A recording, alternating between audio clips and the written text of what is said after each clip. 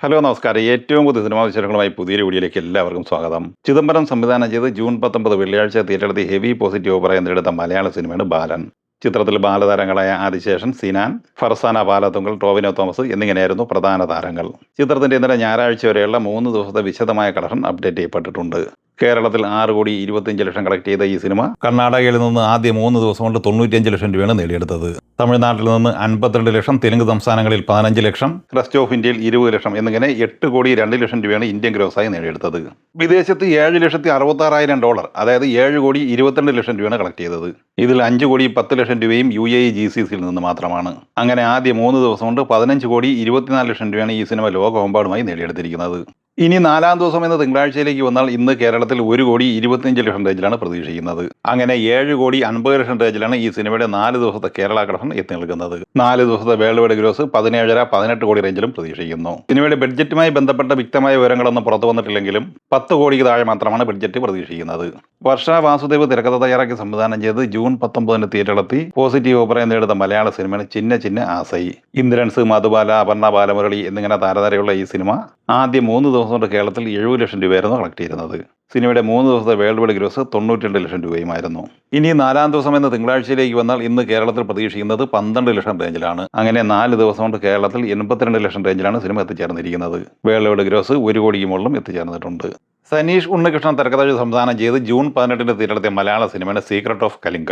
ധ്യാൻ ശ്രീനിവാസൻ, റിയാസ് ഖാൻ, മാളവിക മേനോൻ, അൽത്താഫ് സലീം എന്നിങ്ങനെയായിരുന്നു പ്രധാന താരങ്ങൾ. ഈ സിനിമയുടെ ആദ്യ 4 ദിവസത്തെ കളക്ഷൻ വിവരങ്ങൾ പുറത്തു വന്നിട്ടുണ്ട്. ആദ്യ ദിവസം 11 ലക്ഷം കളക്ട് ചെയ്ത ഈ സിനിമ 2-ാം ദിവസമായ വെള്ളിയാഴ്ച 6,80,000 രൂപയും, 3-ാം ദിവസമായ ശനിയാഴ്ച 8,60,000 രൂപയും, 4-ാം ദിവസമായ ഞായറാഴ്ച 11,20,000 രൂപയാണ് കളക്ട് ചെയ്തിരിക്കുന്നത്. അങ്ങനെ 4 ദിവസം കൊണ്ട് കേരളത്തിൽ 37,60,000 രൂപ സ്വന്തമാക്കിയിട്ടുണ്ട്. കേരള ഷെയറായി 17,95,000 രൂപയാണ് കിട്ടിയിട്ടുള്ളത്. ജൂൺ 19 വെള്ളിയാഴ്ച തിയേറ്ററിലെത്തിയ മലയാള സിനിമയാണ് സത്യത്തിൽ സംഭവിച്ചത്. പ്രശാന്ത് മോഹൻ സംവിധാനം ചെയ്ത ഈ സിനിമയിൽ ദിലീഷ് പുത്രൻ, ജോണി ആന്റണി, ശ്രീകാന്ത് മുരളി, കോട്ടയം രമേശ്, TG രവി എന്നിങ്ങനെയായിരുന്നു താരങ്ങൾ. ഈ സിനിമ ആദ്യ ദിവസം കളക്ട് ചെയ്തത് 3,25,000 രൂപയും, 2-ാം ദിവസമായ ശനിയാഴ്ച കളക്ട് ചെയ്തത് 3,40,000 രൂപയുമായിരുന്നു. ഇന്നലെ ഞായറാഴ്ച ദിവസം ഈ സിനിമ കേരളത്തിൽ കളക്ട് ചെയ്തത് 2,10,000 രൂപ മാത്രമാണ്. അങ്ങനെ 3 ദിവസം കൊണ്ട് 8,70,000 രൂപ മാത്രമാണ് ഈ സിനിമ നേടിയെടുത്തിരിക്കുന്നത്. ഷെയറായി 3,94,000 രൂപയും കിട്ടിയിട്ടുണ്ട്. നസ്രിയൻ നായകനെ അഭിനവ് സുന്ദർ നായക സംവിധാനം ചെയ്ത് ജൂൺ 5 തിയേറ്ററിലെത്തിയ മലയാള സിനിമയാണ് മോളിവുഡ് ടൈംസ്.